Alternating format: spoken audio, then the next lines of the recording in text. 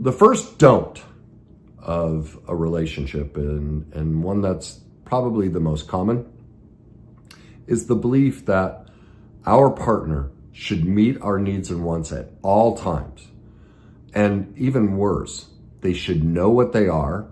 We should never have to make a request for them again, and they should read our mind. Like, that's kind of 3 in 1.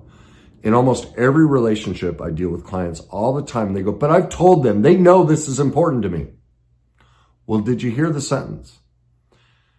The last part of the sentence. This is important to me. See, yes, it's important to you, but it doesn't mean it's important to them. And that doesn't make them a bad person. Now, I'm talking about a reasonable person, not a narcissist, a sociopath, not evil, but a reasonable person. It's not their job. Their life is filled with other things. Their life is filled with their own needs that they're trying to meet. And so our partners are human. They get overloaded with their own pursuits. And so, yes, they're going to forget that we love something and we want it all the time. And so in the poor relationship, there's this demand, this perfectionist demand that they should know and they should give it. And it's their job. I call that the Kardashian model of relationships. You see that in reality TV, that if you love me, you should just give me what I want and meet my needs. And that's love. And it's not. That's codependence. It's manipulative. It's incredibly destructive. And it's incredibly unhealthy. It is never, ever, ever our partner's job to meet our needs and wants. It's wonderful when they do. And it's wonderful when we picked a partner who our needs and wants line up. And so primarily they're contributing to those. But if you're with a partner that doesn't meet them, that's not about your partner. That's about yourself. And we're going to get to, further down, you're going to see why you ended up with a partner. But that's us. We need to look at ourselves as, why did I pick a partner that doesn't meet a lot of my needs and wants? It doesn't align for them.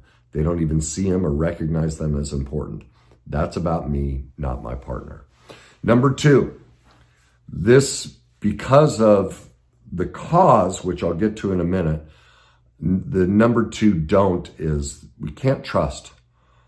And so we need to control, we need to spy, we need to snoop. We're constantly on our partner's back. What are you doing? Who's that texting you? What's that about? Where are you going? You can't do that. You can't go hang out with your family and friends. No, we're constantly putting the latches on them because of our own fears, our own abandonment issues, our own insecurities. We can't trust in the others. And so again, that's not about them, even though they may have been perfectly imperfect. The solution, which we'll get to, is we have an inherent fear of trusting others, which means we can't trust ourselves. And that was learned. And again, I'm going to get to where that was learned. Okay? That leads to the third don't, which is a lack of trust in anyone in general, in the world. That people are inherently bad, inherently deceptive. Remember, on the positive side, they see the world as generally good. People are imperfect, but there's plenty of people out there to love me. There's plenty of people that I will find. On the converse side, they see everyone as danger, everyone as a problem, everything is out to get them, and therefore they can't trust anyone. Okay, so that's the third don't. The fourth is a basic belief that they are unlovable and unworthy of love. And that shows up in those first 3. You see, if they're expecting somebody else to meet their needs and wants, if they're expecting constant affirmation, if they're trying to control and spy, there's this sense that there's something bad and defective in me. And so I have to make sure, I have to control, I have to be hypervigilant and be all over this person to make sure they love me. Those are the demands. And so while you may sit there and feel, oh no, I love myself, because I get that a lot. Oh, I have terribly high self-esteem. And yet they're living all of these don'ts in their relationship. They're detached from how their behaviors are actual proof that they're struggling with self-love and self-acceptance. And that's one of the biggest culprits in relationships is people don't generally have an awareness of how much they shame themselves and how much they belittle themselves and how much they're exercising these don'ts. And that's a sign, that's a clear indication that they're struggling with self-love, okay? And they have a very hard time admitting that, okay? So that's the fourth don't. The fifth is, no one will love me unless I put up with this bad behavior. You wonder why people stay in abusive relationships. I had a client this morning. Every session she's called me and said, I've broken up with my boyfriend for the last time. And the next session starts with how they got back together, went on a vacation, how he said these things, did these things, and the violence in the relationship is escalating. This last week, it got physical. And yet she keeps going back. Well, that's a product of the lack of love for herself. We think we will minimize those bad behaviors because we feel like unless I somehow condone this, I won't get the love that I'm after. All right? That leads into the next one. I need constant affirmation from my partner, constant approval and affirmation. I can't hear criticism. I can't be wrong. They always have to have my back in disagreements with friends or family or anyone. I need constant support. Well, I've used this example before and it's very extreme, but I use it because it brings home the point. If we believe that our partner is supposed to meet our needs and wants all the time, is supposed to constantly affirm us, constantly have our back, always support us, never go against us. Well, do you see what that opens the door to? What if your partner came to you and said, you know, I've decided I'm a little bored in life, and so I'm going to become a serial killer. And every Wednesday night, I'm going to go out and do that. I want a little pep in my step. Well, if we're supposed to always meet our partner's needs and wants, if we're always supposed to support them, if we're always supposed to have their back and affirm them, then we have to be okay with that. And I know you're like, oh, I'd never put up with that. Well, or I'd never ask that. Well, if you believe you deserve your partner to constantly support you, that's in essence what you're advocating, is that level of extreme. Because frankly, like, I'm sure you're a great person, but you're perfectly imperfect. And some behaviors are just not okay. They're not worthy of supporting because we're going to make beautiful mistakes in our life. And so it's loving for our partner not to support us in those moments, but to lovingly confront us and say, you know, that wasn't your best moment. Okay? So that's I can't remember where I am, the sixth one, I think, or the fifth one. The sixth one is, I must sacrifice everything for my partner. You see this all the time. People will give up their friends, their hobbies, their careers, their families. I did that. I did almost all of these don'ts. I thought my first wife should meet all my needs. I couldn't trust anyone. I thought I should always get supported. I thought I should never be criticized. I thought I had to sacrifice and do everything for my partner and put up with bad behavior. Look, she was physically and verbally abusive, and I put up with it. I gave up my friends, my family. I went 10 years without seeing my family. I did all of these, every single one of them, because that's what I was taught was love. That's what we're all taught. Well, and you wonder why, the divorce rate is what it is and we're all unhappy in our relationships. This is why. Number 7 is we don't know our needs and wants, our morals and values, and our negotiables and non-negotiables. This was definitely me in my first marriage. I literally remember as a kid laying on my bed thinking, I wonder who will marry me. I wonder if she'll be nice. I wonder if she'll be pretty.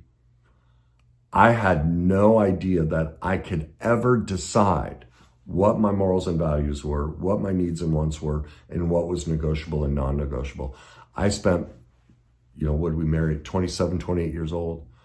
I was just waiting for someone to pick me. And they could be whatever they wanted as long as they picked me. I guess this is the one. That's the biggest pitfall I see people in relationships is they never sat down and asked those questions of themselves.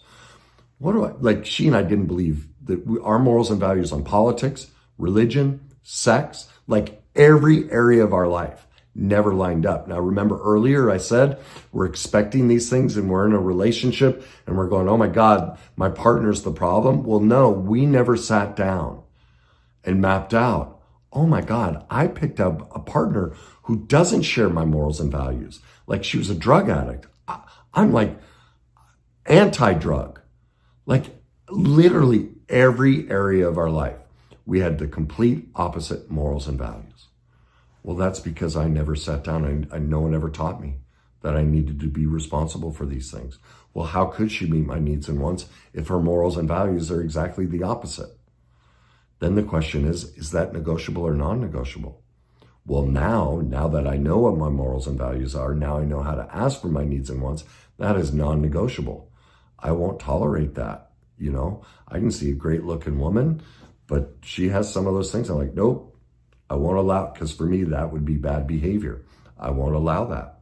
Remember, that's a do. We don't allow that when we have a healthy relationship, okay? Number 8 is about boundaries. In a healthy, loving relationship, a person believes that boundaries are essential. They are the basis of a great relationship, and that no is the most beautiful thing you can ever say in a relationship. Because look at what happens in relationships. Why do they break up? Every time you listen to somebody talk about a divorce or a relationship ending, every time they go, I did so much for them. I did this, and I did this, and I did this, and all I ever asked, I just asked this one thing, would you do this for me? And they would never do it. Well, what does that mean? That means we did all of these things in the hopes of manipulating, because remember the sacrifice, all these false beliefs we've been taught. Love, I'm supposed to give them whatever they want, sacrifice everything. But if it goes against our morals and values, needs and wants, negotiables and non-negotiables, we'll throw it in their face, we'll keep score, and we'll eventually resent them. And so all of these things that we did, we didn't want to. They went against our morals and values, our needs and wants, our negotiables and non-negotiables. And the proof of that is that we're throwing it in their face, we kept score, and we resent them for it. That's the proof. Okay? And that's why no is the most loving word we can ever say to our partner, because now I know you're not going to throw this back in my face and beat me up, how you were so nice to me. Like that was the one I did. My ex loved to garage sale. And that, I tell you, you want to kill me, make me go to a garage sale. I've just never understood it. You're rifling through people's things that they want to throw in the trash. Like, I just don't get it. But under the guise of sacrifice and supporting my partner and meeting their needs and wants and, you know, oh, I love you, I would sit in that car for hours on the weekend. And then, man, at night, I would be passive aggressive, snotty comments, cold, shut down. I'd take it out on her. Now you tell me where the love is in that. But it was the best I could do. I didn't know all this information. And so if you're hearing yourself in this, don't shame yourself. Recognize, hey, I did the best I could. Now I'm here listening to this. I'm learning the new information. I'm going to make a commitment from this day forward to love myself and love my partner. And I'm going to start saying no. I'm going to start setting boundaries because this has got to stop. Okay? Number 9. This is one of the people that get trampled on, that say they've been trampled on and aren't getting their needs and wants met. They tend to have this don't in their language and their belief system. They tend to feel a tremendous sense of recognition, power, and joy from rescuing, enabling, and saving their partner. This was me. My ex was a pill addict, and I'd drive all across the state, going to her friend's house, lying to drug pharmacies, lying to doctors, trying to get her more pills. I totally enabled her addiction, nonstop. But here I was, oh, you poor thing, you're hurting. I'll go rescue. And maybe if I do this, she'll finally have sex with me. It was all a manipulation. I wasn't kind and loving. I was trying to be the rescuer.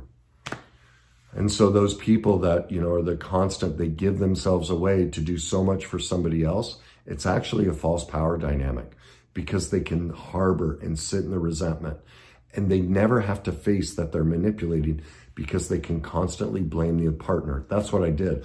Look at what I do for her. This is what I used to say. I quit pro hockey for her. I gave up my family. I gave up sex. I changed careers. I changed my whole life for her. And she won't even have sex with me. She won't even say anything. She won't stop hitting me. Look at how manipulative I was. Oh my gosh. Now, I'm not condoning any of her behaviors. And I'm not condoning your partner if they're, being less than perfect like she was, or even abusive. But because we didn't teach ourselves, we didn't go learn about the do's, about boundaries, about what a true healthy relationship is, because we chose not to become an expert in that, we are responsible. We have to take ownership of that. That's the only way to change this, okay? And finally, number 10, relationships should be avoided. You see this? I see this all the time. People are like, oh, I'm done with the relationships. Men, women are just liars and cheaters. Remember, they don't trust the world. This is the 10th don't. And so just be avoided, or they won't open up to their partner. They won't be vulnerable. It doesn't matter anyway. They don't care. No one cares about my thoughts and feelings. No one's worthy of my trust. I'm just going to avoid them and avoid the relationship. Well, no relationship is possible with avoidance. So finally, we get down to what causes all of this. Well, the biggest reason most people live their relationship life in the 10 don'ts is because of poor attachment with their parents in childhood. Look, I know everyone wants this to be about anything but childhood. We want it to be about the partner and, oh, well, they should know they're an adult, but they don't. And even if they learn about this stuff, unless you go back and heal your childhood trauma, you have no shot. And I do these videos and everything because I'm really trying to break down the stigma. All of us, any problem in our life, anything that's so-called bad about us that we think is bad or whatever it is, it's all learned in childhood. All of our problems are learned in childhood. The 10 don'ts were false attachment coping skills we developed because of our parents' perfect imperfections, because for centuries we've never taught how to be a parent, we've never taught about relationships. And so they were survival mechanisms. We had to adopt these 10 don'ts just to survive unconscionable pain and trauma and abandonment, enmeshment, all these different dynamics that all of us have been through. Nobody on this planet is immune from childhood trauma. Nobody. And I have been on podcasts with people who argue with me about that. I was on a podcast, this girl, she told her whole life story. And her whole life story was she was going to become a lawyer because her parents wanted to. And her mom's still running her life, running her podcast, running her business. Her mom is running her whole life. And she refused to see and admit that her trauma, all of her struggles in her life are because of the enmeshed abandonment. The abandonment from her father who demanded she be a lawyer, and the enmeshment of her mother who overempowered her. That she's still trying to please her parents. And that, I found out later, her mother was upset with me because mom doesn't want to take ownership that she was perfectly imperfect. And that's just everybody. That's where all of this comes from. Now, I know it's uncomfortable, and I know I'm not always the best at communicating it. I know that the words I choose sometimes comes out as harsh or demeaning or critical. It's not my heart. I read like Gabor Mate and some other people who talk about this stuff, and their words are so elegant and so loving. My heart is to be elegant and loving about it, but I tend to be really direct and it comes out harsh. And that's not my heart. I'm not trying to blame parents. This isn't about blame. Our parents can't be blamed because we've never taught any of this. They can be held accountable, which is boundaries and loving, that they chose not to learn about it, but they can't be blamed. So I'm not trying to shame your parents or shame you as a parent, because you've taught your kids this as well. Whatever struggles you see in your kid's life, you've taught them this. We have to own that. My goal is to just break the wall of denial down. And my heart is to try and do it in a loving way where you go, you know what? He's right. I mean, the Harvard Center on the Developing Child says it, adverse childhood experience, like every scientific process out there says all of it is childhood. If you're not addressing childhood trauma, you're not addressing the issue. Any relationship program, anything that doesn't make you an expert in overcoming your childhood trauma is not giving you the solution to live you the life you want.